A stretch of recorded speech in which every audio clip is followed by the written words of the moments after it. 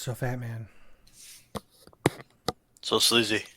did we get taken over yesterday?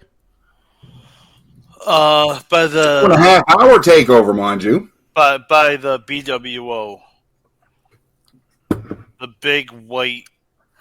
FWO. Heavy G is nowhere near a shade of white to be part of a BWO. He's definitely 100% white. Yeah. And I know there's going to be some backlash comments saying he's not white, but like, what a segue. Well, let's talk about that backlash on the wrestling show.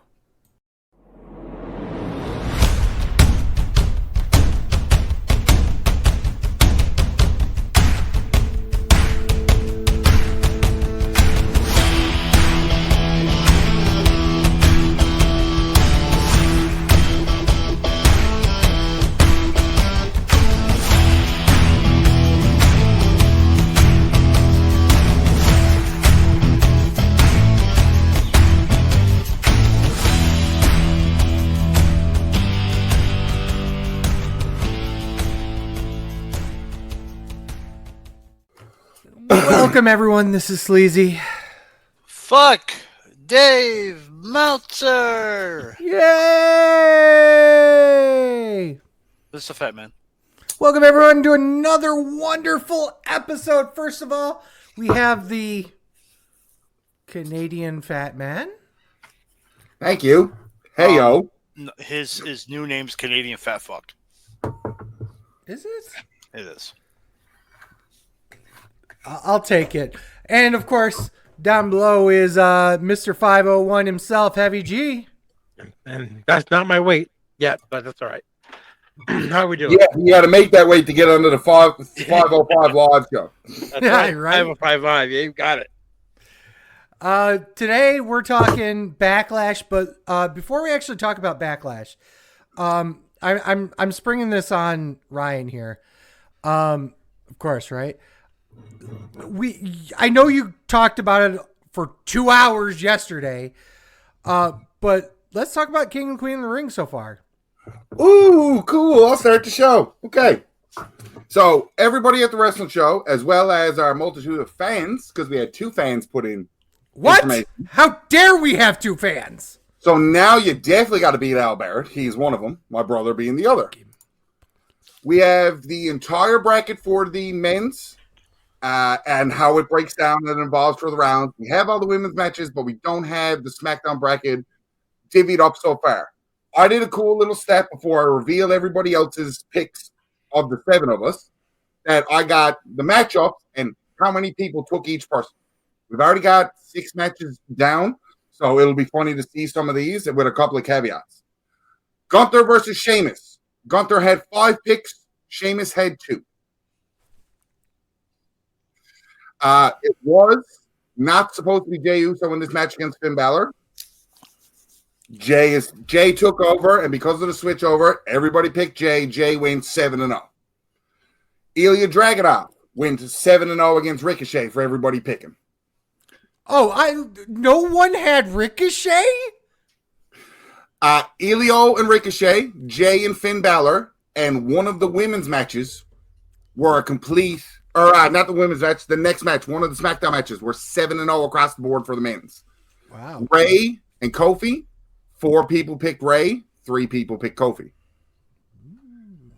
Everybody picked AJ Styles, nobody picked Randy Orton. 6 people picked Carmelo Hayes, 1 person picked Baron Corbin. Mark! Fuck, I was just going to say that.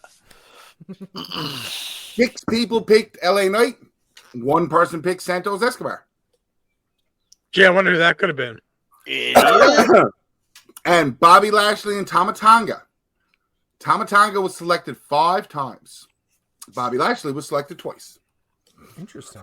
Now, we don't know. Well, we know where the second round of SmackDown will end up with winners and losers, but that was just the basics. Nothing could change. Basic picks for the men's. Kind of clear cut on who he thinks they're going to evolve. The women's, 1, 2, 3, 4, 5, 6 of the 8 women's matches had a score of 6-1. Uh-oh. Laya Valkyrie Dakota Kai was replacement for Asuka, so everybody was given Live Valkyrie to make it a little bit easier for your picks and to adjust from there. Live Valkyrie went 7-0. Naomi was picked 5 times. Candice LeRae was picked twice. Then we have Chelsea Green and Indy. Who got picked 6? Chelsea. Indy. Chelsea. Uh-oh. Tiffany versus Blair Davenport. Who got picked for 6? Blair. Tiffany. Uh-oh. Sleazy, I'm telling you right now, if your picks go through, you're going to be cleaning up. Nia Jackson, Piper Niven. Somebody picked 6. Somebody picked 1. Nia 6. Oh. Zoe Stark and Ivy Nile. Somebody picked 6. Somebody picked 1. Zoe. I said Ivy. I know I said Ivy. Yeah, and then the last 2, Io Sky versus Natty. 6 people picked Io Sky. 1 person picked Natty. I was Mark. I was the person who picked Natty when we looked at the brackets when they were originally released. So I looked at it that way and I went, I know we're changing them, but I'm not outright changing that pick because of that nonsense because nobody was taken out. And Shayna Baszler was picked 6 times. Zelina Vega was picked once. Hi. Yeah, I knew that was coming. I think she had to go. Here's the thing: is that while we all picked Baszler, it's probably not a good pick because she was the last queen of the ring. So you don't think she's going to make it out of the first round? Again, how some of the picks looked, how the brackets we originally saw. Now, I can't remember the nonsense now, and I don't really want to go look. But how the brackets we originally saw kind of affected some people's decisions and choices. Right. And I get it. Yeah, so I can look quick. I have all the men's picks sent off to Heavy G and in an email, so I can keep referencing them and keep updating the scores. But after last night, the scores stand. Oh, before you continue, some people did not watch yesterday's pop-up. So please fill us in with the scores and tell me how we got the scores. I also have that done up, which is amazing. Round 1 for the King of the Ring. The winners there's 3 matches. Gunther, Jay, and Dragunov won their matches. Okay. Ryan, Heavy G, Fat Man, Chris, and Al all scored 3 points. Sleazy and Deets got 2. They picked Sheamus. Their brackets are going to be fucked when it gets in the later round, but still close after the first round for the men's. The women's, everybody got 3 points except me. Where I picked Natty over Io Sky, I only got 2. Now, after the first 6 matches, it's anybody's game. When you see, it's going to be more interesting when we get to the women's second round because we don't know how the second round is going to play out yet. So everybody has their picks for the winners, but we just don't know where they're going to break down for the SmackDown side to adjust everything. Well, every week we're going to have new updates because every time Friday or Monday or a live show apparently with some of these, we're going to have our updates on points. Yep. We didn't really have a prize. I mean, we could do something. Sleazy wants to defend his $25 Amazon gift card. By all means. Yep. I may do that. Right? But yeah, that's where we stand. 3s and 2s, 6 matches down. The fact that there's a lot of 3s and 2s means that we're good so far, but it's going to start getting funky now when we get to the next rounds. Round 1, all matches are worth 1 point. Round 2, all matches are worth 2 points. Round 3, the matches are worth 3 points. And if you correctly pick the winner in the finals, you get 5 points. Wow. Yeah, Fat Man, the first round, the way they had it, it was the winner of Zoe Stark, Ivy Nile was going up against the winner of Shayna Baszler, Zelina Vega. So you could have possibly had a Zoe Stark, Shayna Baszler heads up. And then it was the winner of Valkyra, Asuka / Dakota Kai against Io Sky and Natalya, which you basically could have had an Asuka Io Sky second round. So, and then we jumped the gun. We all got caught back up though. And I will pat my own Barry Horowitz back here for this. Staying on top of everything to make sure everything got kind of as a semblance that we could read it and understand it and not too jumbled. We got it all straightened away. Come Friday, keep an eye on our social medias, Instagram. I might even do some TikToks and stuff like that because I'm going to kind of do some things about King of the Ring. Sleazy Fat Man, you missed it because we found a bunch of King of the Ring trivia for Heavy G and Deets while we were kind of going along stuff, which is pretty cool. Oh man, you can actually check that out on our on both our YouTube channel. You can go back and watch the live as it was happening. You can also do that on our Twitch channel as well, at twitch.tv/Sleazy and The Fatman. It's always nice to have extra content out there, and we always love, being able to do these pop-up shows when we can. Obviously, Fatman and I were not available yesterday, but Ryan, Heavy G, and Dietz were all available, so they popped up a show. That might be happening more often as time progresses. I personally enjoyed it. Feedback from my brother, the Multitude of Fan. He was kind of sad that we couldn't work it out to bring the fan on. So I like on pop-ups that we might, especially with me, because I'm going to like running pop-ups because they're nice to fun. We can kill a couple hours and get some engagement. Mm-hmm. I think our pop-ups, we're going to try to get a fan on just to give us an outside, absolutely different perspective, because we've all had some semblance of in the wrestling business or been around it for 70 fucking years, like Heavy G. Yeah. But you know what I mean? So it's nice to get people that come out that aren't into the business side and the aspect and seeing everything change. They just kind of watch it. My favorite kind of fan. The suspense. The fan. They watch it, I'll give your bitterness and your jaded and I'll talk about it all the things. But I can still confidently say I'm the only one on this podcast for sure that will always suspend disbelief, if only for a second. I'll take it. I'll absolutely take it. On that note. Oh, and I'll finish off because I'll give you a great little segue. I fucking won the scorecard for Backlash. Not only did I win our scorecard, I won the big one. 467 people. Champ. You know what's funny about that? I was 5th in that. Yeah. That's how fucking good our scores were. There were 5 matches. We're about to review a show that only had 5 matches. And for as much as we bitch and complain about wrestling shows being long, over 4 hours and stuff like that, WWE came out with a 5-match card that was top to bottom bangers. I'll do this. Let me throw this out there. It was a 5-match card with a tag team match on it and a triple threat. Sound familiar? They followed our formula. I really need to put over myself as well, but Ryan as well. Out of the potential score of 116, of getting everything absolutely 100% correct, I got 79. Ryan got 86. Yeah, we weren't very far. Yeah, it was like 6 points, but 86 out of 119 is unheard of. That's unbelievable.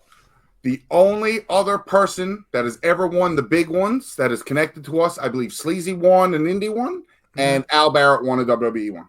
Right. They're the only other 2 people that have connected to the wrestling show that have come anywhere first place in the over 400 people that do the scorecards. Absolutely. And it's a huge deal, and congratulations to Ryan for getting there.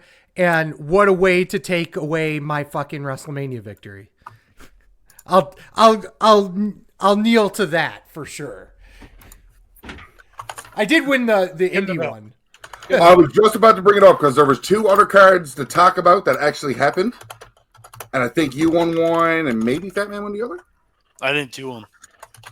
Well, that teach me for thinking Fatman was I got to start doing those. Well, I didn't do Backlash because it was on my birthday and I had shit to do and I just completely forgot. So, Sleazy, you won Pride and Prejudice and then you won Under Siege.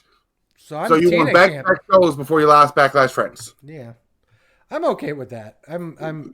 I've this run that I'm on, getting my fucking Grand Slam, winning WrestleMania. I'm okay. If I go down to mid card status, be the angry vet that doesn't know what he's doing anymore, I'm in. I'm fine with it. The angry vet, you should be on top all the time. Right? We haven't heard that in the wrestling business before. Let's get right into it. Speaking of angry vets that don't know anything. Oh, if you're Doug Ryan. I know lots of things. I drink, I do drugs, and I know things. Hold on. Okay, that works. That also works. Trying to get laid over the phone. Okay, hold on. God damn, pal. Okay. I'm trying to get a blowjob live on air, and you guys caught me. So, like, what's the difference in trying to get laid when you're sending a sext? Yeah, fine. It works. Backlash took place on some asshole's birthday in Lyon, France. Boy, it's like somebody wants a fucking happy birthday or something. I do. Joke. Happy birthday, you. It's not my birthday. My birthday was 3 days ago. Happy belated birthday. As this taping. And 2 of you people wish me a happy birthday. The third one miraculously just got up and left who didn't wish me a happy birthday. So fuck him. You know what I say? May the No, dog. I heard you like tag team matches. What a fucking opening one, too. Let me tell you this. You have to, before you start, you have to include, when you talk about this match, that opening couple of minutes that changed the match dynamic. Because as much as we don't here, I find, the pre-match and the post-match are included in the match. So the match is shit, but the pre-match is deadly and the post-match is deadly. Hard pressed. My opinion. My humble opinion. It turned into a street fight. R/KO? Is it I guess? RKO. RKO. Okay. Yeah, because you got to say the KO like you would normally KO. The R is its own separate thing, but it's just... It's a hard R. Ginger. Versus the Bloodline. 19 minutes and 25 seconds. I don't get to do that much, man. You gave me the shot. I had to take it. Kenny gave this 4 stars. Ryan, you're the tag team wrestling enthusiast. When they started, because the reason I said about the pre-match and post-match, they started and they came out and they did all that shit. I'm like, okay, cool. And they just start brawling right away. And I'm like, the first thought that went through my head was, they're going to AEW this. And not a dig at AEW, but it's just going to be, I'd call it more relaxed rules because they were brawling and there's a hatred right away. And I was like, cool. And then they come out right away and change it. And I was like, let's fucking go. I figured this was going to be later on in the card. Again, only a 5-match card. I didn't expect it to be the opening match. But they went out.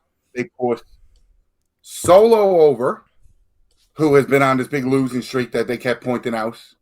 Like when you were online and looking up, Solo hasn't won any match since he beat Cena over in Saudi. That is a long run to not have a match win on TV that you are so heavily featured as somebody do not fuck with. So Solo got his big win. Tama Tonga looks like a fucking buzz. Tama Tonga looks better now in a month he's been in WWE than almost his entire New Japan run. And the only reason his New Japan one might have been a little bit better because he had his brother. Spoiler. Well, not really a spoiler, but okay.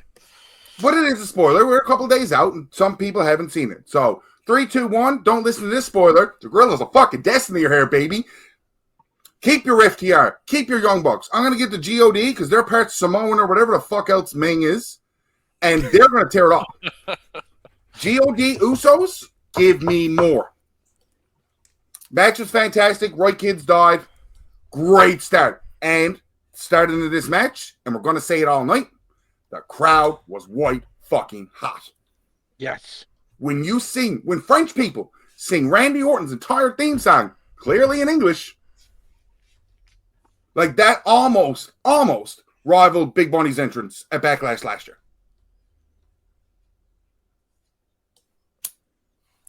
Sleazy. I fucking love this too. I mean, goddamn, pal.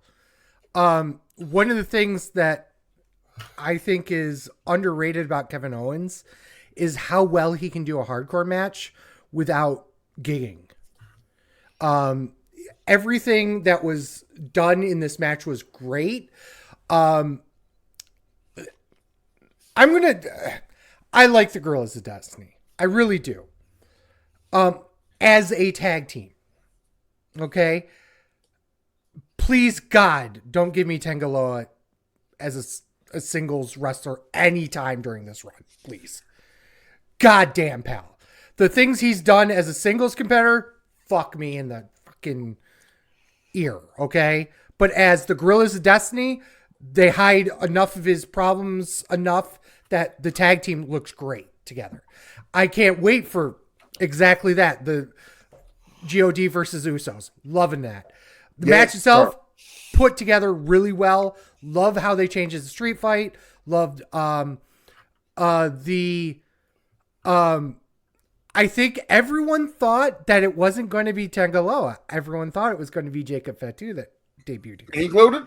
So it was a very unexpected debut. I really liked how they did it. I know some people were online like, oh my God, Tangaloa's already botched his minute in the sunshine. So what? Which whatever. Wasn't caught on camera. It wasn't caught on camera, so it doesn't matter. It doesn't matter. Yeah. But that's it, and I'm stoked. How long was this? Almost 20 minutes, right? Yep. Was bell 1925. We'll talk about that later, I'm sure. But 4 stars. Heavy G. 4 stars, like you said. They all said it. I mean, that like you said about like Kevin Owens with the hardcore. I mean, that avalanche buster on the chairs to Tama Tonga. I mean, my gosh. Protected him completely too. Oh my gosh, it was fantastic. And again, like you said, everybody thought it was going to be Jacob Fatu. Tongaloa coming out was, I mean, you might have expected someone, but it was a shock that it was Tongaloa. Like I said to Canadian Fat Man, the other thing I was like, Michael Cole, can you just shut up with the little digs? Oh, it's guerrilla warfare. Destiny for the bloodline. Oh, I hate that. I hate that. I love it. That's a brilliant line because it takes all of us. To me, it's cheesy, but yes, but you still haven't. The easiest way to me say this now, blah blah blah blah blah. You still haven't embraced your markness because lines like that are what pops people like us. Yeah, I guess I haven't embraced my markness yet. So. but that's all it is. Because like I said, lines like that pop people like us. CM Punk will pop those lines. He made a line you're a choke artist, but you're not as good a choke artist as me, right, Pat McAfee? Oh, I know the backstage shit. I watch the YouTubes and the X's. You know what I mean? I love that stuff solely on good, boys. Everybody knows this is choreographed. This is put together. Like, it's not real, but everything about it is real for athleticism and all of that. So I'll watch that and appreciate it and buy and suspend your disbelief. Give me my little moments where I can go, hee, I'm smart. No, but I mean, the whole thing was phenomenal. Like I said, the crowd white hot. And you can tell when the crowd's white hot, the performers just step up. And you can see that through every match on this card. But yeah, 4 stars. It was a fantastic match. All just coming out and doing that. I thought the same thing with you, Batman.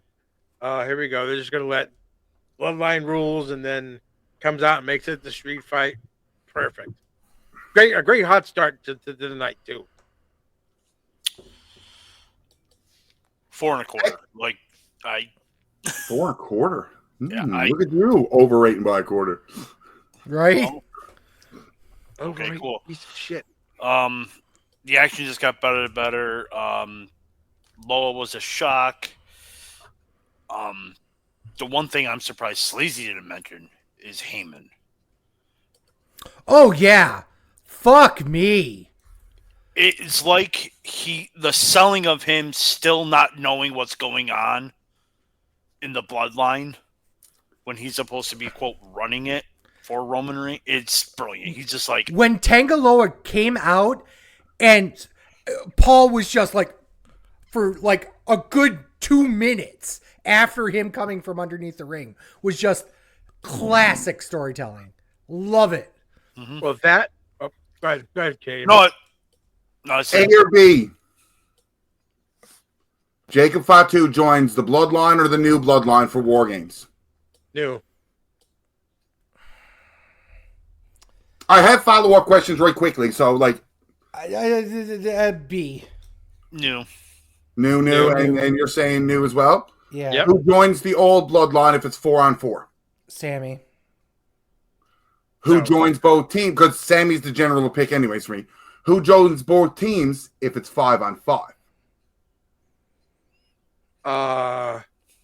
Rikishi and Haku. I Go ahead. Go ahead. No, you go ahead. Go. No, you go ahead. I think if it's 4-on-4, I think the old bloodline, I think Haku comes in to be the head of the new bloodline. Heyman goes to the other bloodline. And I think the old bloodline becomes The Rock, Roman Reigns, and the Usos. I almost agree with you. 3/4 of the way. Rock is with New Bloodline. That would be the 5th for the New Bloodline, in my idea. And the 5th on the old bloodline is either going to be KO, Rollins, or Orton. You forgot the most obvious choice. R-Truth. You leave him alone. You leave him away from them fucking Samoans. You can't headbutt them. They don't listen to good music. The jungle beats. Wow.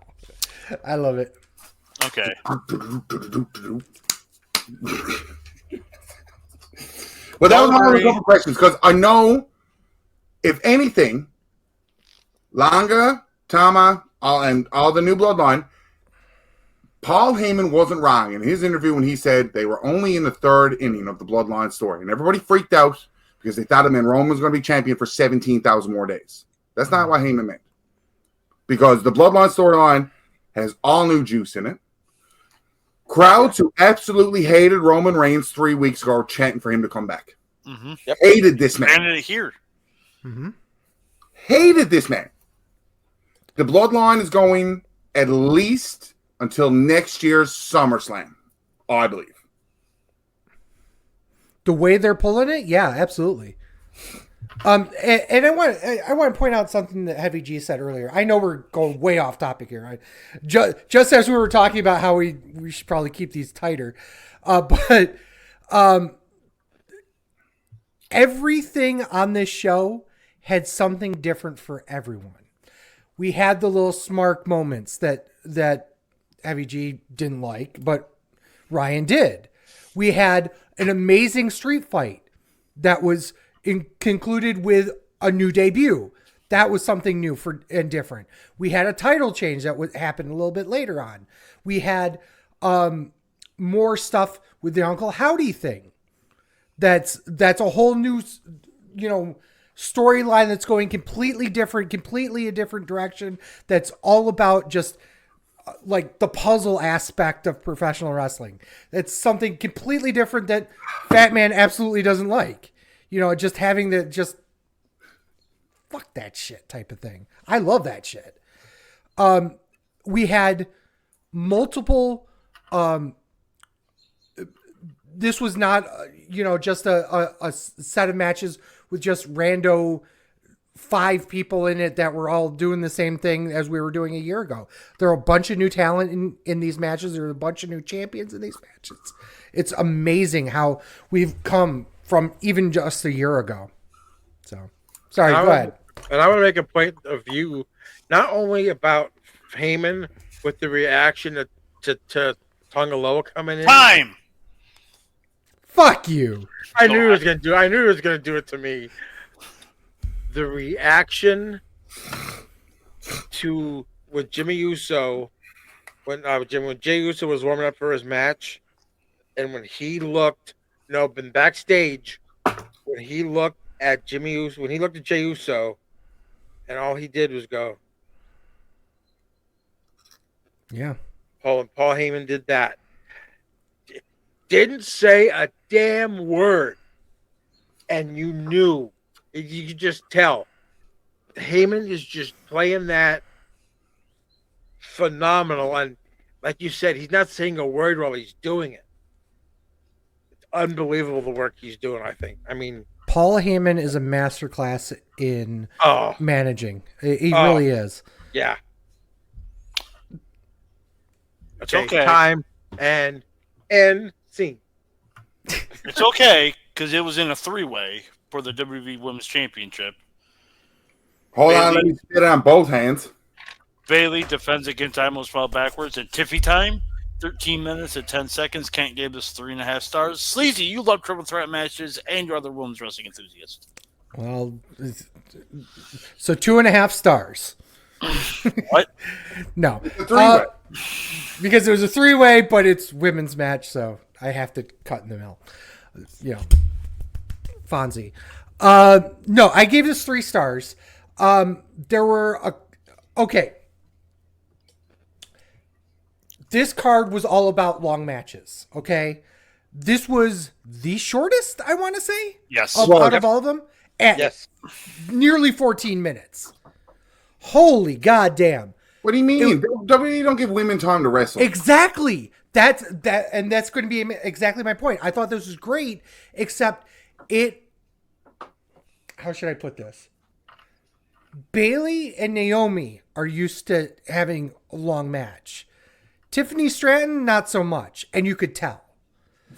There was some spots where she was going too fast. There was some minor things in the match where she kind of mistimed things a little bit. It wasn't too bad. It wasn't that noticeable. And my God, I'll talk about it here because, of course, women's match.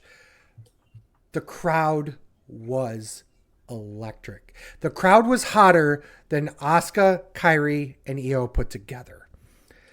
So they weren't really that hot. That's what you're trying to say. Fuck you. Thank you. Yeah. Them busting out 3D was funny. The match finish came out of nowhere. I actually missed an opportunity. The 3 double D. Oh, well done. I didn't even think about that. Well done. I like that. I think that having Tiffany not be a part of the decision was a good call. The only thing I didn't like was Naomi basically going, oh well, thanks. You know, that's my only complaint about that. But otherwise, cool, great. Love, nice little match here in the dead spot after all that what just happened. I gave it 3.5. It was sloppy at times. I'm gonna kind of blame the crowd, kind of, just a little bit, because I Fuck think that crowd. No. They were fucking absolutely electric. I'm just saying, I think they were so loud that there was a hard time communicating between the wrestlers. Oh, we'll bring that up later. I mean, realistically though, that's a first world wrestling problem, and should Yes, be it is. when your crowd is that loud that you have to scream at people to hear them, and the crowd still can't hear it. Give me that. I'll get right up here and whisper sweet nothings as I lick your load and eat the chop. 100%. That's why I'm saying not really blame on the crowd. They were just super hot. Just chop me. Yeah, and he came out of nowhere. I thought Stratton shined. I thought she was the star of the match, and if she wasn't involved in the decision, that's the way it should be. So, yeah. I have another A or B as I talk about this match.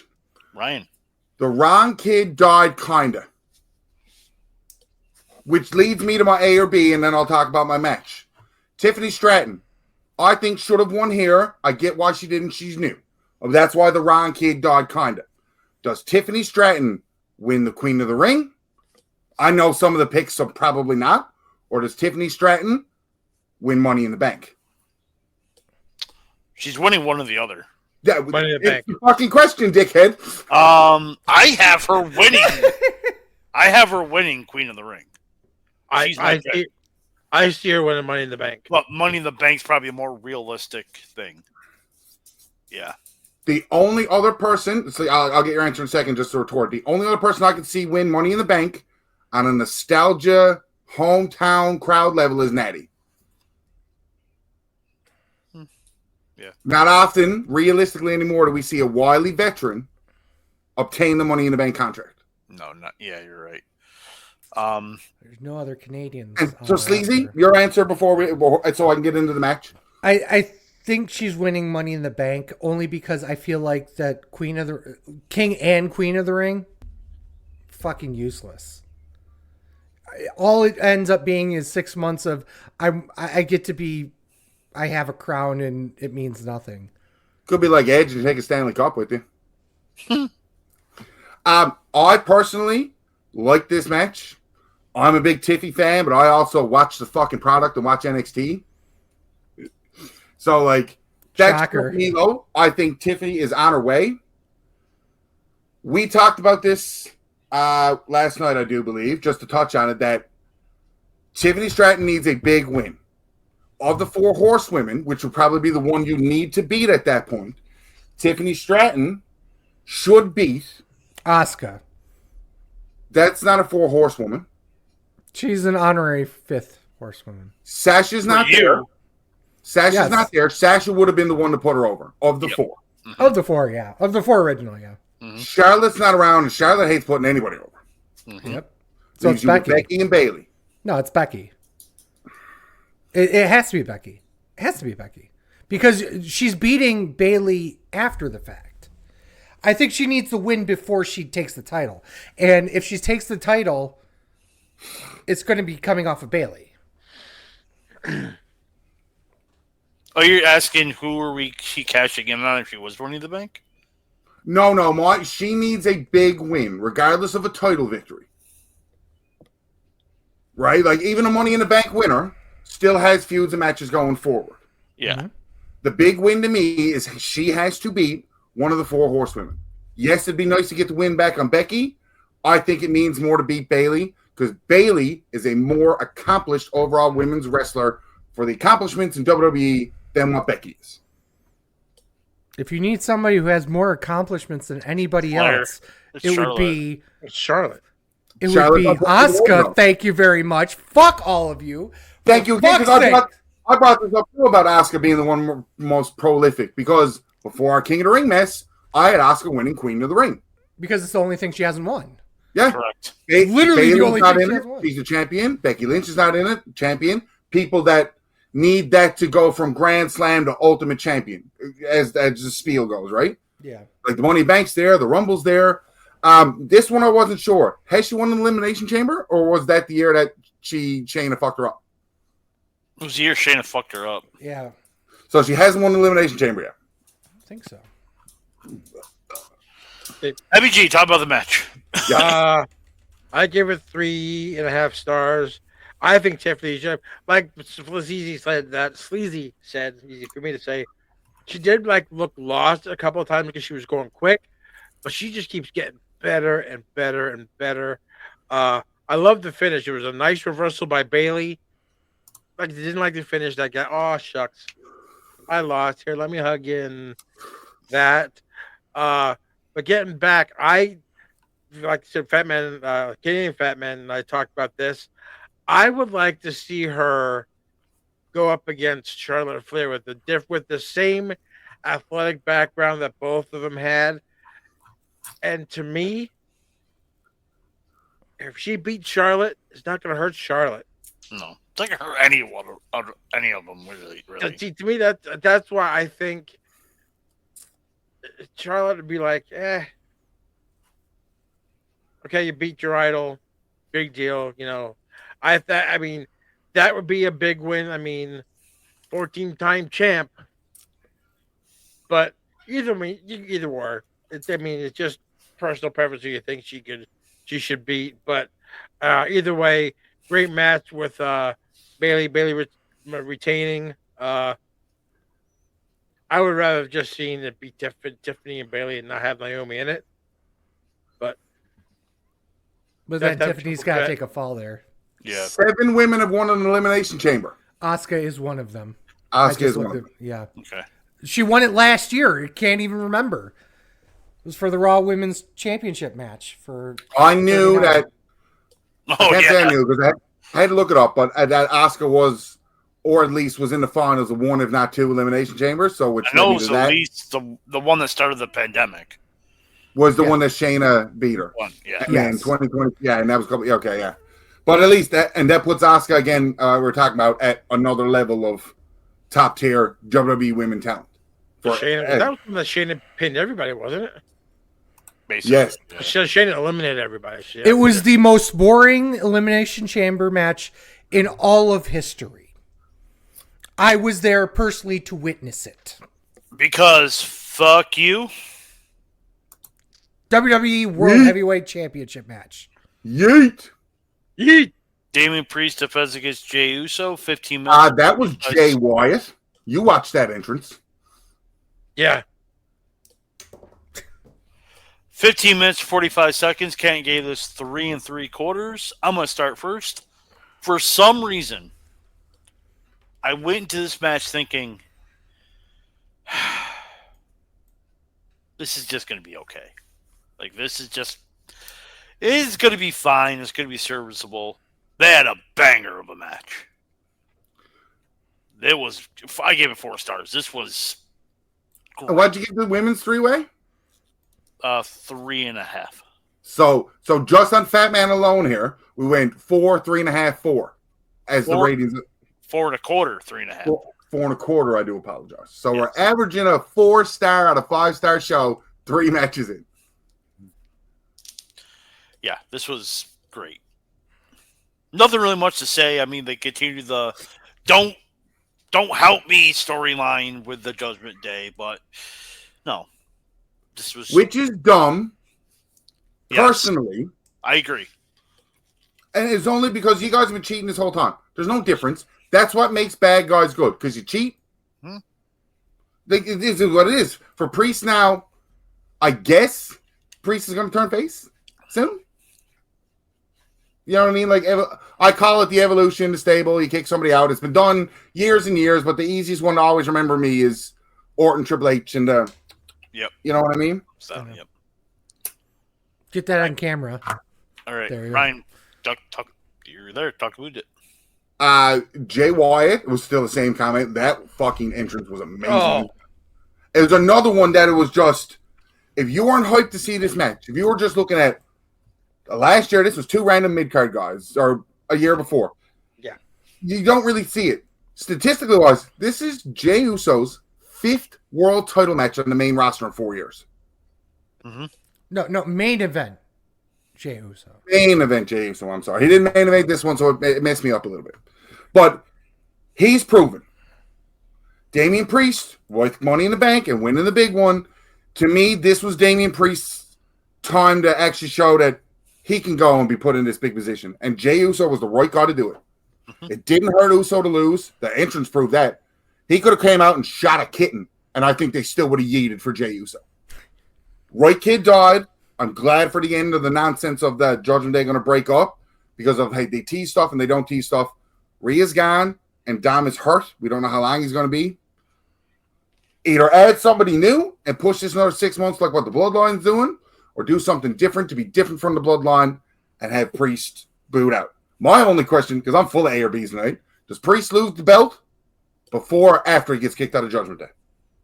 After. Same time.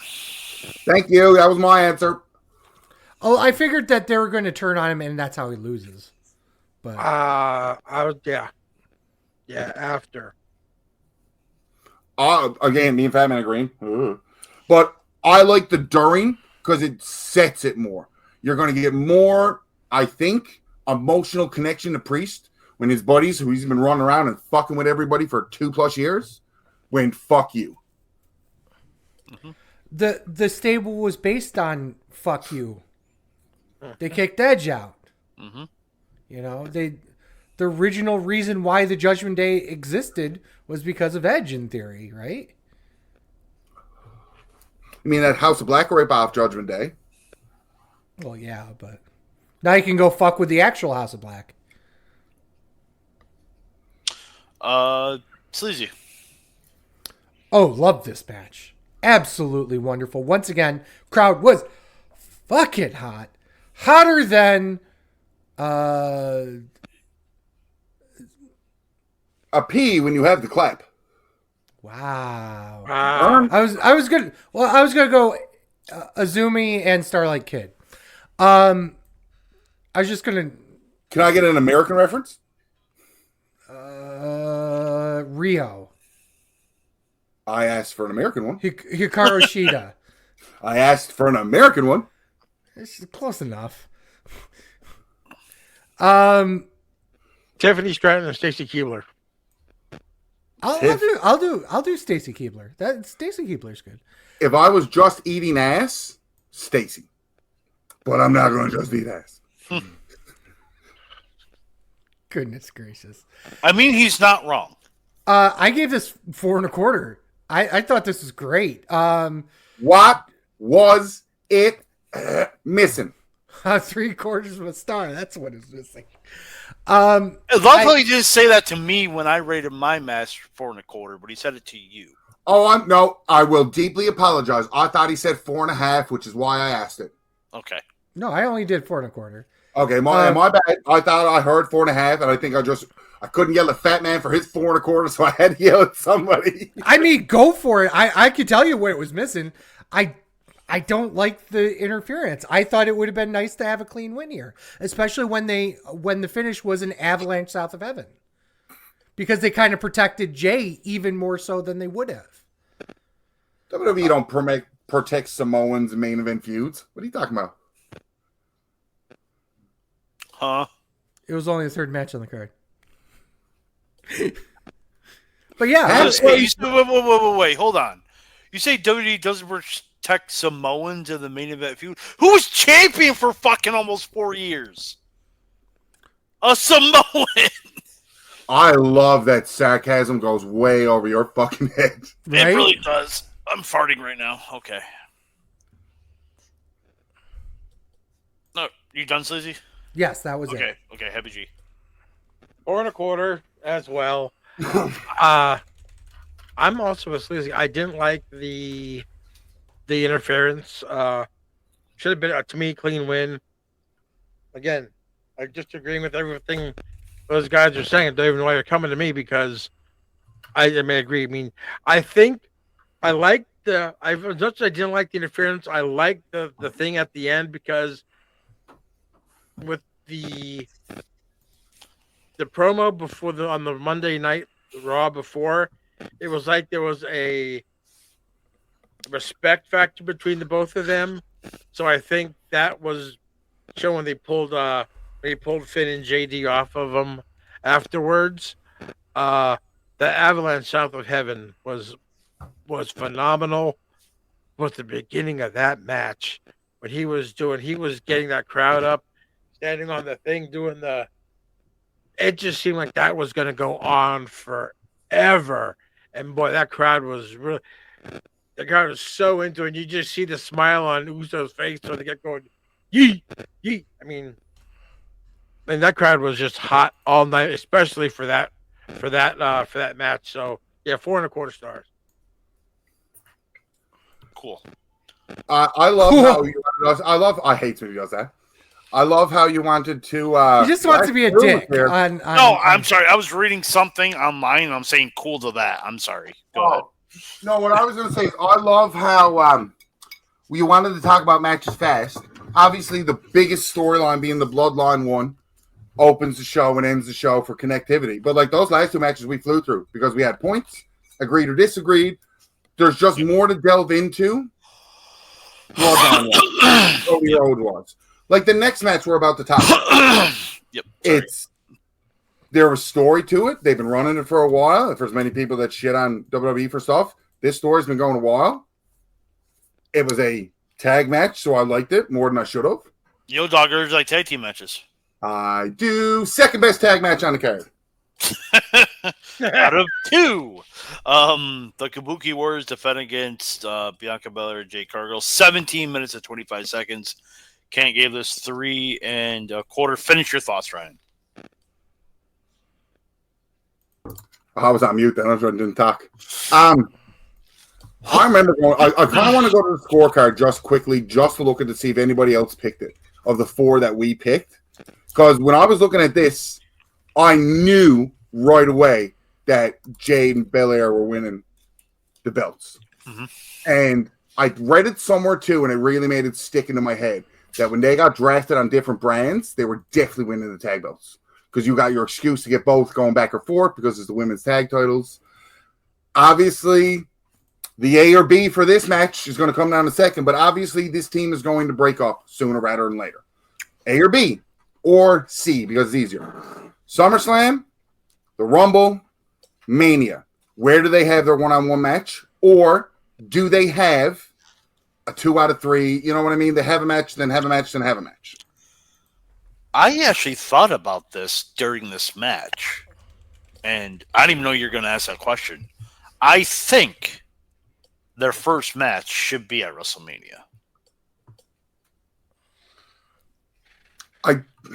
There's a reason why, and I'll give me a reason. I'll give you my rebuttal. Normally, I would say, Sleazy, you're the ones wrestling Sleazy talking about this match. I'll talk about it now.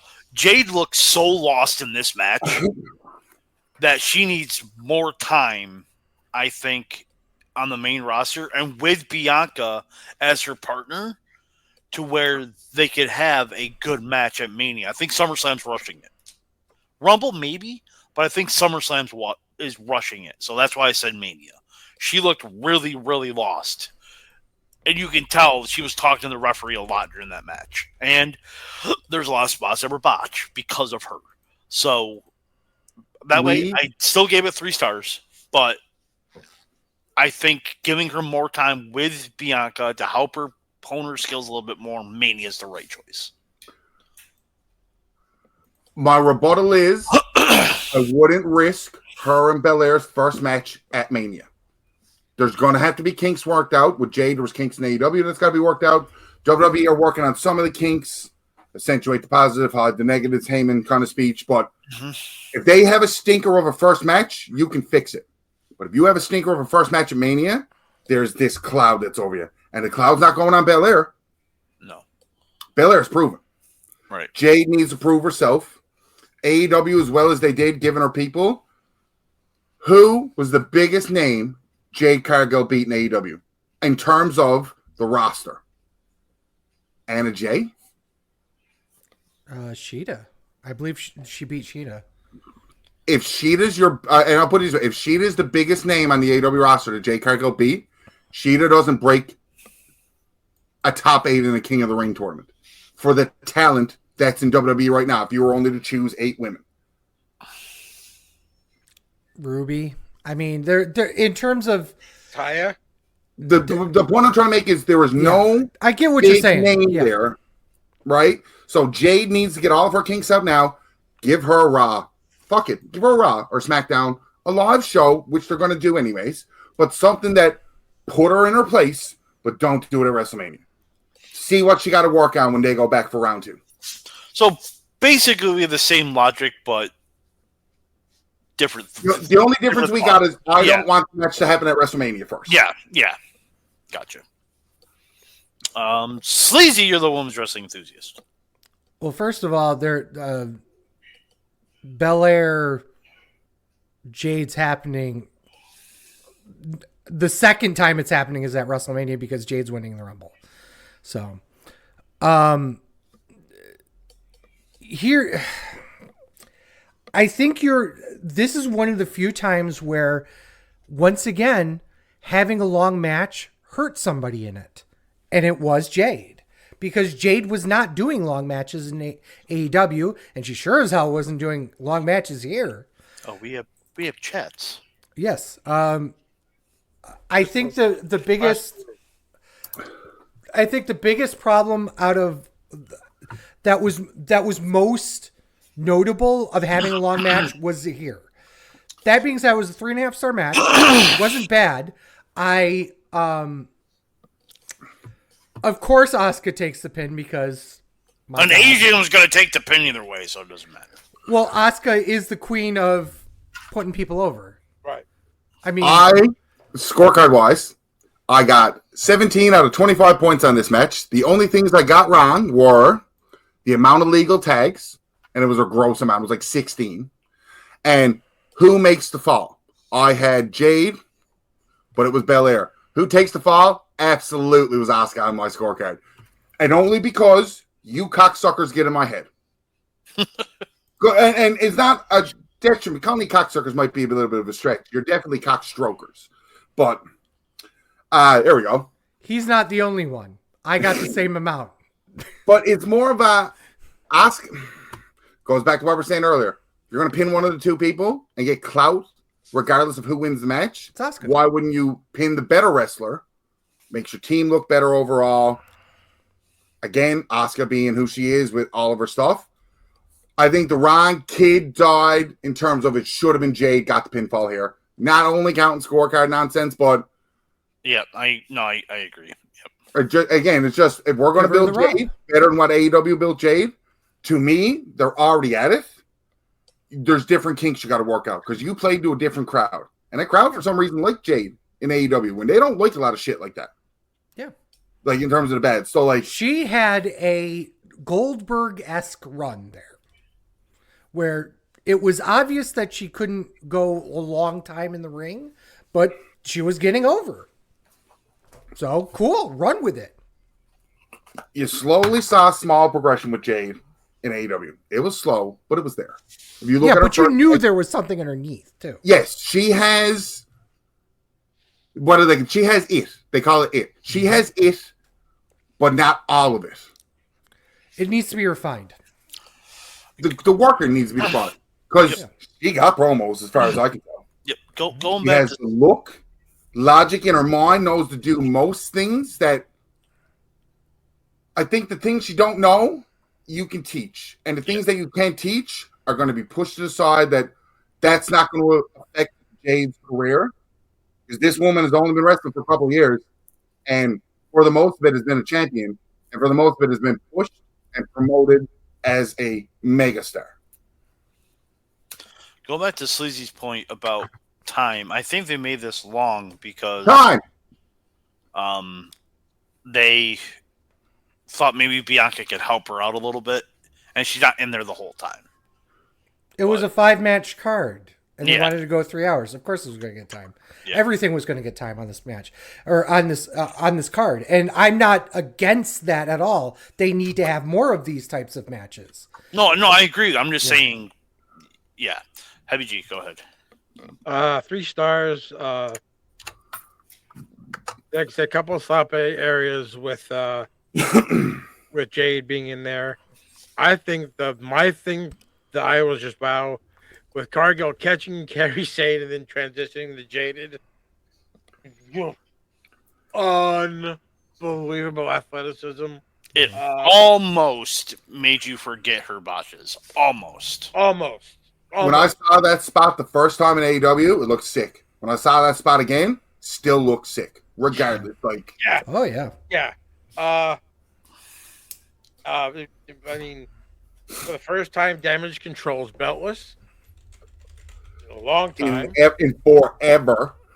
Another thing that I liked in the match was the combo striking by Sane and Asuka. Where they were doing the combination, like the back fist and the kicking. That was cool. To your point, Fat Man, I'd like to see them do like a 3, not like a 3 match, but I'd like to see them do a couple things like at the Rumble, get like a Backlash, and probably work toward Mania. Like do a couple things and then hit Mania. Like do like maybe we break up and like survive, like have like a run in at Survivor Series, or maybe they lose the titles at Survivor Series, and then something at Hell in the Cell or something like that, and then they just work that way slowly to it. Okay. Yeah, I mean, slowly building is it works if it told the proper story. WWE Championship, Cody Rhodes defends against AJ Styles, 27 minutes and 20 seconds. Canton gave this 4.5 stars. I'm going to start with Heavy G. I don't think I start with him in any match. No, I've been in the last every match. 4.5 stars. Why was it missing? I heard half then, right? Yes. Yeah. You're half. Why was it missing? You fat Italian fuck. I was waiting for that. I was waiting for Listen, that. I've only had Americans to make fun of for fucking 12 years, man. It's nice to get some diversity in this motherfucker. He is an American, you asshole. Anyway, But when it comes to me, Italian Americans. I'm Italian by insertion. Anyway, when it comes to me, I'll tell you what. I've been doing that joke for nearly 9 years. You're and Asian now by the first fucking time he gets some actual non-American or non-Italian-American pussy. I was going to say she's in. American. Right. Born in America. Yeah? So she's American. Yeah, but it's 2024. You're not just American anymore. You're like Canadian American, Italian American, toaster She's American. America. She's America. Anyway, Heavy G. I'm letting it go. Anyway, I was just going to say, I'll tell you what's missing after Heavy G goes. I just think that it could have had. I mean, while the crowd was good, if they would have had the crowd that was for Jey Uso, I think it would have been that high. To me, it was a great match. I mean, it was a great storytelling. I think I could tell partway through the match that Cody was hurt a little bit with his shoulder, and there was just something that just didn't make it quite five, but it was. I'm not saying it was like a stinker. I mean, it was a fantastic match. I love the flim flam and the gold dust elbow, the bionic elbow there. I mean, the match was fantastic. But you just think that AJ at this stage in his career can't get better, and he does. I mean, just as like, did AJ's on roids? I'm like, no, he just was away for a while with his ankle and just put in the work and got his body great. And he's just, I mean, don't want to say he's phenomenal, but just an unbelievable talent. And wasted opportunity for a great, phenomenal pun there. Yeah. Boy, those two just have such great chemistry together. I just like they can't have a bad match. They just can't. Okay. Ryan, do you want to know what this is missing? Yes, sir, I do. Nothing. 5 stars.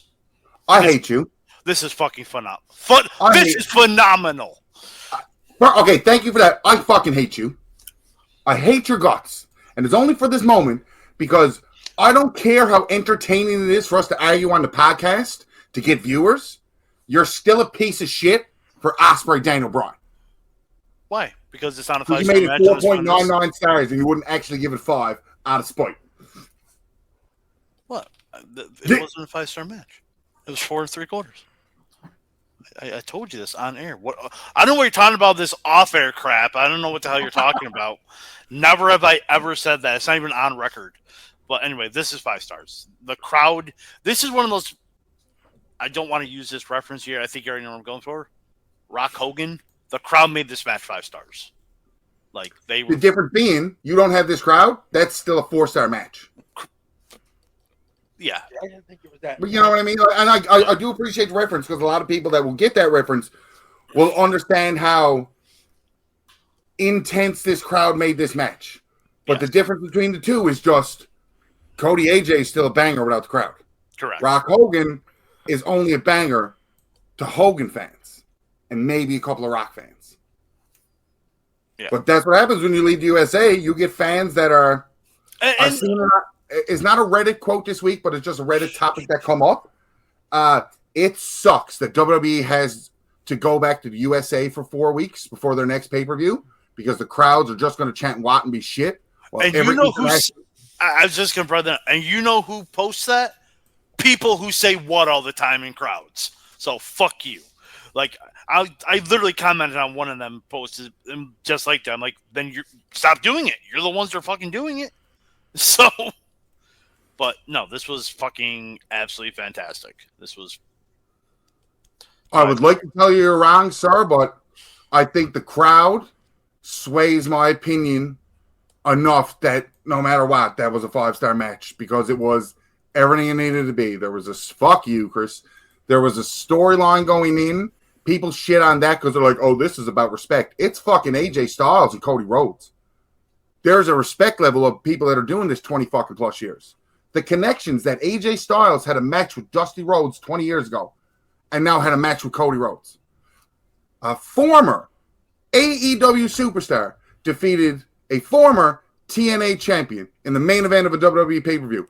Better yet, 2 former NWA World Heavyweight Champions squared off for the WWE title in one of the wording is, I can't word it right way. It's the highest producing gate they've ever had. It was the highest grossing arena gate.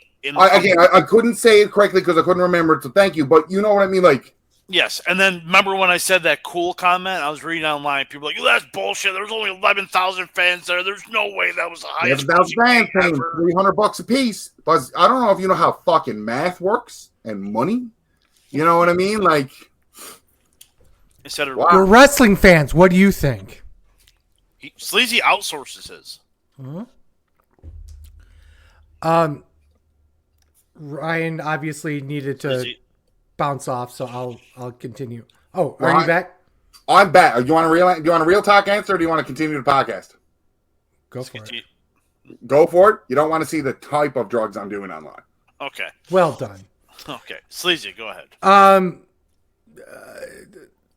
You took what I was going to say, basically, Fatman. Is that what, negative 5 stars, terrible match? I'm not that jaded yet. Jaded.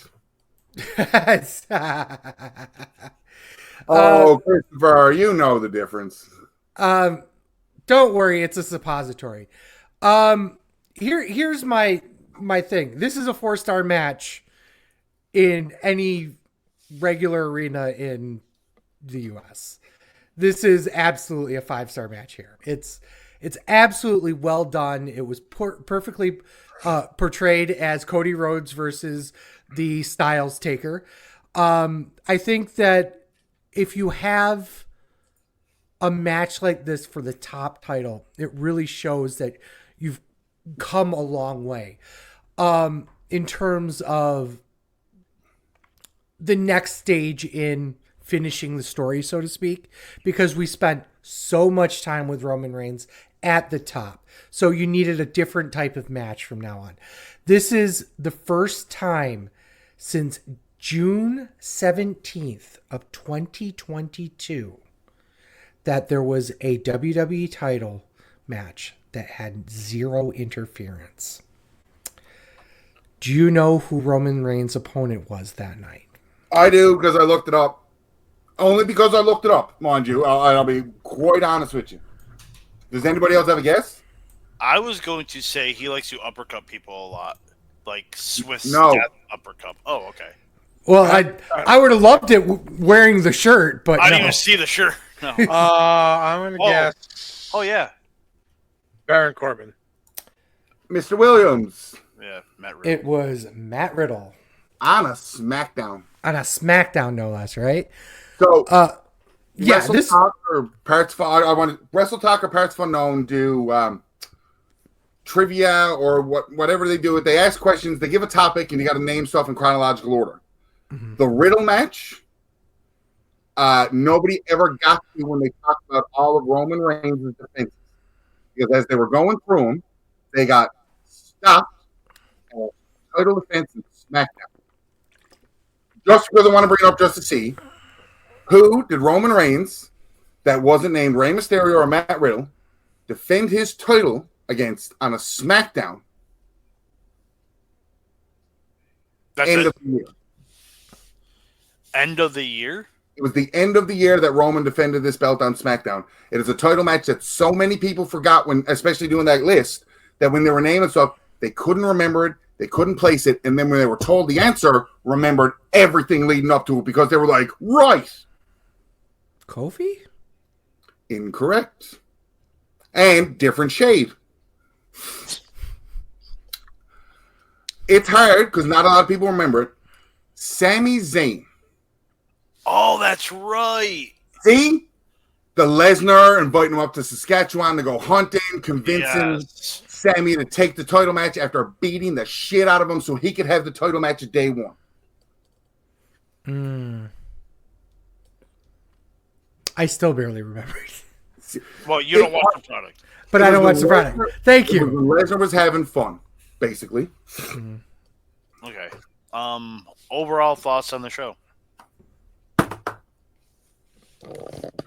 if WrestleMania wasn't 2 nights and Dynasty was a little bit shorter, I wouldn't say this, but I think this is the pay-per-view of the year.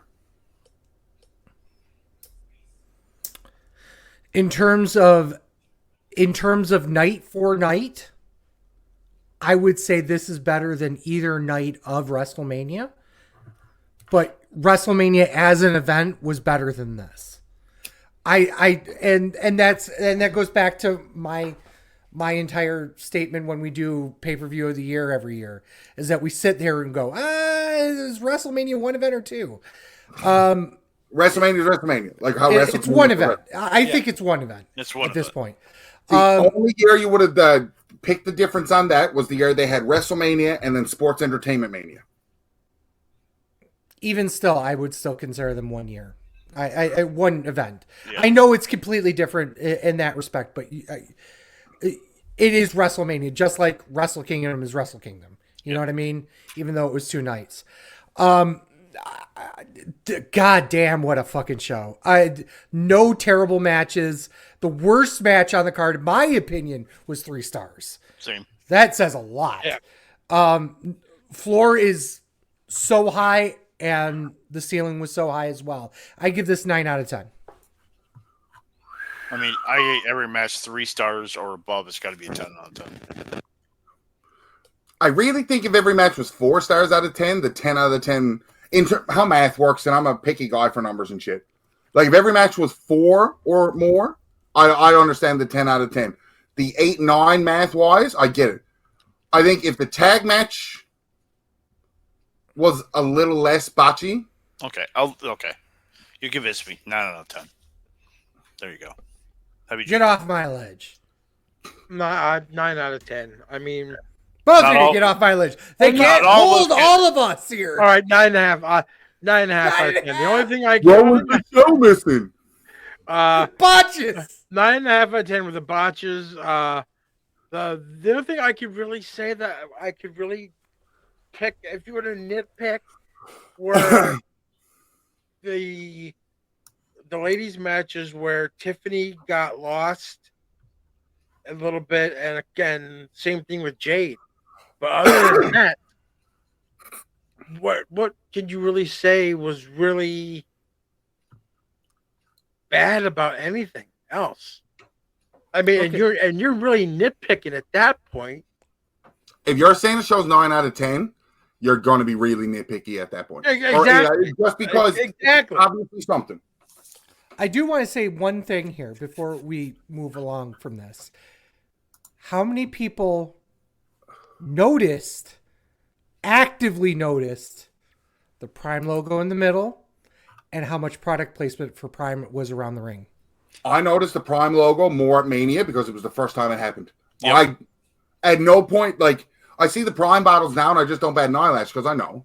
But to see the stand, it's like, okay, they got a sponsorship. That makes sense if it was Pepsi, if it was Coke or whatever.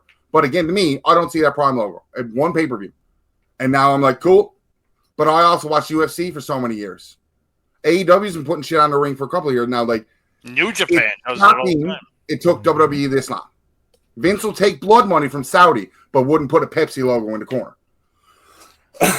Yeah, when the pay-per-view first started, I was like, oh yeah, the Prime logo, and that was it. Yeah, it's just like, oh hey, I mean, it's just like a logo on a uniform. You know, it's just like, okay, it's there. Yep. I didn't even realize it. Yeah. Shit! It blended right. I think part of the reason why Logan Paul sponsors this. Right. Well, yeah. Right. Fuck him. No. I think one of the reasons why it doesn't stand out that much, but it's there, is the fact that it isn't a colored logo. Correct. And I think if they continue, colored in 2024, right? God damn it. Back to news and rumors now. Go ahead. Ryan was fired from the wrestling show for overly toned racist. As in, ladies and gentlemen, the 2024 Talent Church. As in every Tuesday. Oh, God. I guess the big news is WrestleMania is officially in Las Vegas. April Easter 19th weekend and 20th. Yes, Easter weekend. Funny enough, how we were talking about that a couple of weeks ago, how they wanted to change the date to get away from March Madness, and he went to Easter weekend. Meltzer put in something online. I didn't read it yet. I just couldn't bring. I don't want to listen to Meltzer bitching about WWE because he bitched about the dates. I don't know why yet. I will eventually read it because I'm bored. Yeah, to answer that question before I go on to my rant, yes. Chris, it doesn't matter. They got that for a couple of years now. Yep. At least 12 months, right? Yeah.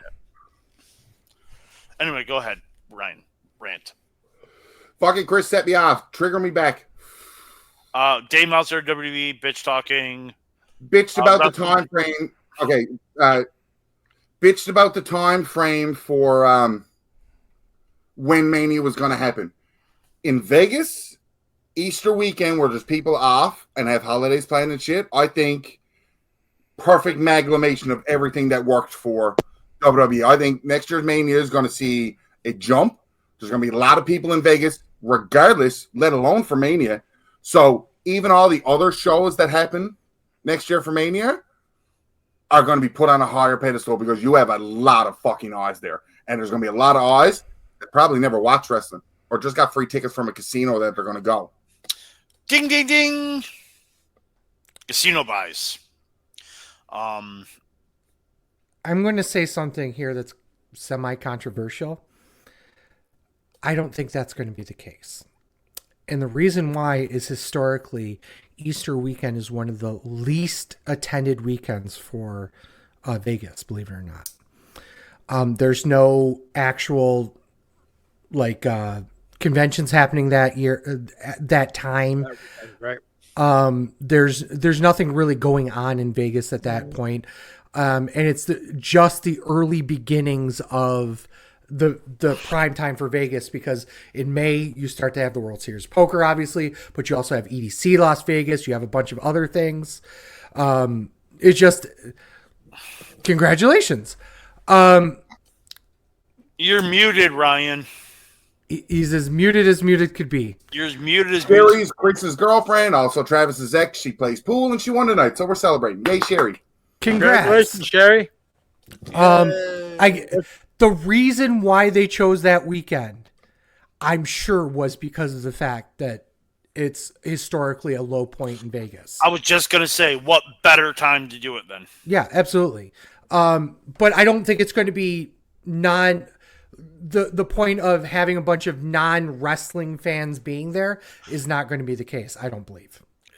Both nights are going to sell out. NXT is going to sell out. SmackDown's going to sell out. Raw's going to sell out. But they're going to be wrestling fans that do it. Yes, 100%. Well, I guess my point is that you're not going to see a bunch of casinos comping WrestleMania tickets. You're not going to see it. I 100% disagree with that. No, because, well, the thing is that you're not going to see people that aren't wrestling fans there. And it's not a draw at that point. You don't think there's going to be sharks there all year round? You don't comp the Sharks. Why would you comp the Sharks? The high rollers is what I meant to say. Yeah, the high rollers are going to be there irrespective. If they want to go see the show, that's one thing. But I'm not talking about... Will there be a lot of casino buys? Then maybe not. There's going to be casino buys. They're less than 2%. It's not going to be... And that less than 2% is going to be millions of dollars. Did you hear again, it's online, it's the internet, but as a journalistic person, I have to bring these rumors up. Please, journalistic Ryan. Did you hear the rumor WrestleMania will be free on NBC next year? I heard the rumor. Don't believe it, but I heard it. Why not? Yeah, perfect. This is a great... I love these. There's been A versus B's all night, and it's awesome. Why not, Fat Man? Honestly, I don't have a good answer to it. I mean, I was the same guy as like, why are you putting WrestleMania on the WWE Network? They're going to lose millions of dollars. They're making money. Like, putting it on NBC, commercial free? It won't be commercial free. No, it's not commercial free on the network. Regular Peacock's not commercial free. It's literally the same feed. Yeah, more eyes will see it on NBC, and that's yes. what you're going to lose for pay-per-view buy, say, and I'll rough guess it because you never know, say $60 a pay-per-view, worst case. Well, most people are getting it for $10 on the network or $10 on Peacock or Netflix or wherever it's going to be at the time. Yes, you're going to lose a lot of money for pay-per-view buys. I don't think that's going to touch WWE as a whole when they talk about how much they've grossed, what's been sold. Like, to put it free on NBC is great and all, but it makes me personally, I would much rather try harder to go to WrestleMania. Yeah, I can see it for free, but that atmosphere is going to be fucking crazy. Oh, yeah. Hey, guys, do you want to go to WrestleMania? Fuck off. Let's do it. Why the fuck not, right? One of the reasons why I don't see them putting it on the network or on the NBC network is that, and some of you might know this, some of you might not, they're raising the prices for Peacock again. Right before the Summer Olympics. Yep. Shocker, it's a right? week before the Summer Olympics is going up. It's going up to $8 for the ad-supported version and $14 for the ad-free version. And then I personally pay $5.99 for Netflix right now to have the ad version just to wait to get the WWE Network. And I will pay the whatever they want because to me, I pay Chris and Sherry $20 a month to have access to their cable, which has because of I added the WWE Network and stuff like that. So like I love that shit for me. I understand the money. If AEW had something like WWE, it's $10 a month and gave me everything that I could watch all the time, great. TNA has it. TNA is too expensive. And it sucks. As a big TNA fan, TNA needs to realize, like, what they were doing on YouTube outside the pay-per-views was fucking perfect. You'll still get your TV after, you still get your highlights, you'll get all the special shows, but they made it affordable. And now to make some money, they're trying to overcharge. You're basically still paying for the pay-per-views with the other stuff. And they're like, we got this extra. Buzz, I got the internet and I know how to pirate shit, and I'm in Canada. We don't get in trouble for that legal shit. Let me give you a little bit amount of money to justify it so I don't have to steal it from you. Spoiler, we don't either. It's the people that are sending the feeds out that are getting in trouble. Okay, not to outright say that piracy is good or bad or anything. Obviously, if you can afford it, get the pay-per-views. Yes. If you can't afford it, I'm always going to be that guy that says get it free, because eyes on the product make it more that when you want to or when you have the discretionary income to actually go to a show or watch a show and pay for a show, you can. So I will always be pro get the show first if you can't afford it. Okay. According to a nonprofit organization tasked for bringing big events to Minnesota, the city was not selected to host WrestleMania 40 due to, quote, a change in direction by new ownership. Why the fuck would you go to Minnesota anyways? WrestleMania to me is like what the Super Bowl should be every year, because I think it's stupid when you go to cold weather. There's plenty of other places you can go. WrestleMania has a lot of places to go that are hot, that are nice weather, and people aren't going to be crooked and sin and blah, blah, blah, blah, blah. Stay the fuck off the East Coast. Well, Minnesota has a dome, but okay. Again, and you know me, I'll eat my words when they're served to me like that. A place with a dome, I will not bitch about because it's not going to affect. Might be cold outside, not going to be cold in the dome. You're not going to see it at Orchard Park. Right. I'm not going to freeze to death watching Miz win the Intercontinental title on a pre-show and go, I'm not leaving. Been there, done that. Same. I think we're talking about the same event. We were informed by WWE Minnesota will now host WrestleMania 2025 due to a change of direction by new ownership. I'm assuming it's like the Minnesota Sports and Events CEO or something, I guess.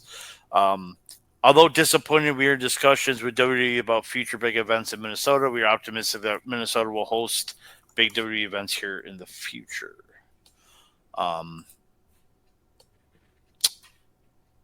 I honestly don't rhyme with bye-bye. Yeah.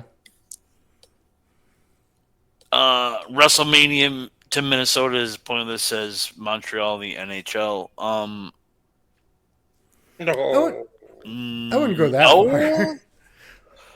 And you're a Canadian. That's just weird. Hab's gonna hab. Okay. I just think that Endeavor's based out of Vegas, isn't it? Like, show off your product. I mean, I think that was a big thing.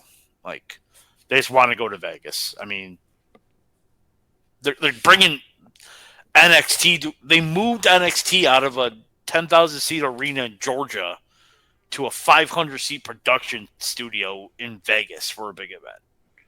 Yep. There's a reason why they're doing that.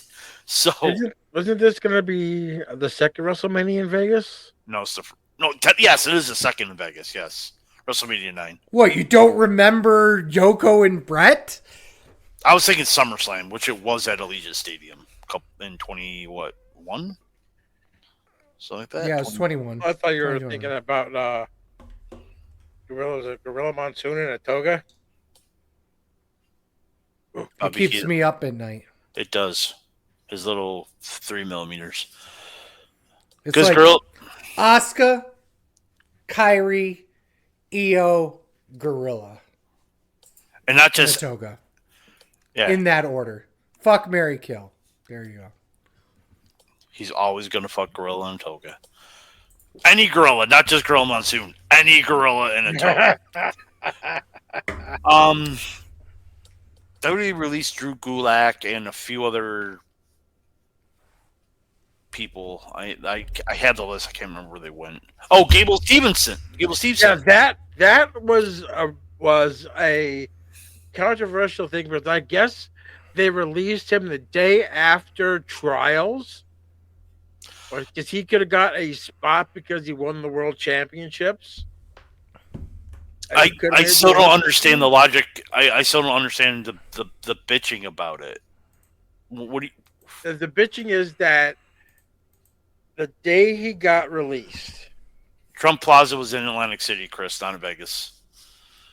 No, I thought it was the Trump Plaza in Vegas. Caesar's Palace. Okay. The thing that they're bitching about is because Gable Stevenson could have used his world championship in wrestling to go to trials or have an automatic seed or an automatic place on the Olympic team. But since he was with WWE, they wouldn't let him. But as soon as they cut him, he couldn't use that. It was something along that he line. was with WWE when he won the world championships. So the logic is flawed. That makes no sense. That makes no sense. The logic doesn't make sense. So that's why I said this makes no sense to me why people are bitching about it. I think the complaint was he was putting all of his eggs in the WWE basket instead of doing the trial, because he would have been working on his trials way before now. Yeah. So right. That makes more sense. But but he won the world championship while he's with WWE. Yeah, but the man's not going to fucking do amateur wrestling after spending 8 to 12 months working specifically on his professional wrestling career. I'm having his back onto the mat. Yeah, I get it. Okay, that makes a little more sense. I get it. I don't care. In the grand scheme of things, I don't care. I don't think he was the most, how should we put this? The nicest human being. Personally speaking, I'm not going to repeat any rumors I've heard over the years, but definitely not exactly the greatest human being in the world. Similar to the other major person that got released, Mr. String Tugger. Black. Okay. Seth Rollins signs a new long-term contract. Duh. And birds fly. Yep. One fuck Dave Meltzer. Of course. Thank you. We haven't said that enough. He ran a story discussing Vince McMahon's departure from WWE and the potential of him returning to the wrestling injury to start his new promotion. I don't see that happening. There's no way. No way. No. And then apparently, The legal team for former WWE executive John Laurinaitis released a statement today basically flipping and aligning with Vince McMahon in their legal battle. What a swerve, bro. Yeah. Fucking Trials Russo all over again. He's like, hey, boss. I heard that you did some stuff. We did some stuff to that girl. And I was bashing you, but then I saw your arms. And I was like, oh, look at the striations. I need to be back with you. Basically it. That's the statement. Well put. Well put. Peeking through news and rumors. That should be about it. WG, put yourself over. You can catch me in the Hall of Famer, Fat Man, on the best darn wrestling show. What? The best darn sports show, period, 2 Thursday nights at 8 o'clock. You're going to talk about the draft, our scorecards, how we did, how our teams drafted, who won, who lost. We're going to talk about baseball. We're going to talk about Arias going to the Padres. We're going to talk NHL, NBA playoffs. And I have a special face-off for Fat Man and Mark. Stay tuned. I ain't no scared.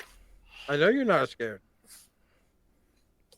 That looks like I ain't no scared. In that man's eyes. I ain't no scared. Oh, I feel it. Ryan would put himself over if he was here. Ryan Buck Gotch on TikTok, r/wrestling show on Reddit. He's also taking over the Instagram account for at Sleazy Fatman, so enjoy that. I'm at TWS Sleazy. Fuck you.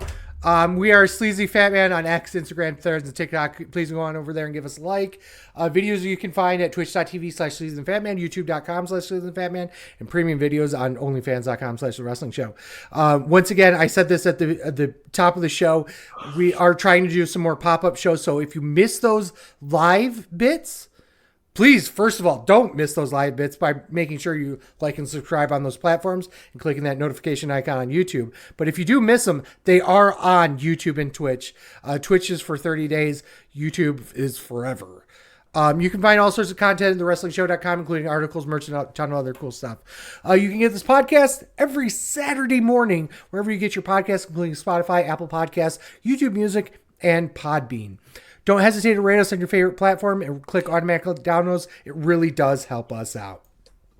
So with thanks to, well, fuck you to Ryan because he left. A thank you to Heavy G. And as always, for Sleazy. For the Fat Man. This is The Wrestling Show. Thank you guys so much for listening. Peace.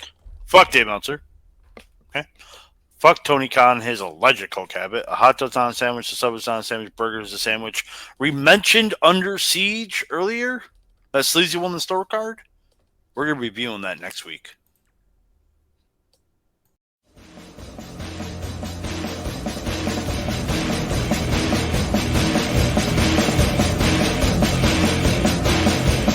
I'm a truth that you seem to run from. I'm an army of one. I'm a clip in your gun. I'm the pain of the game, the bloodshed in your name. When there's nothing to gain.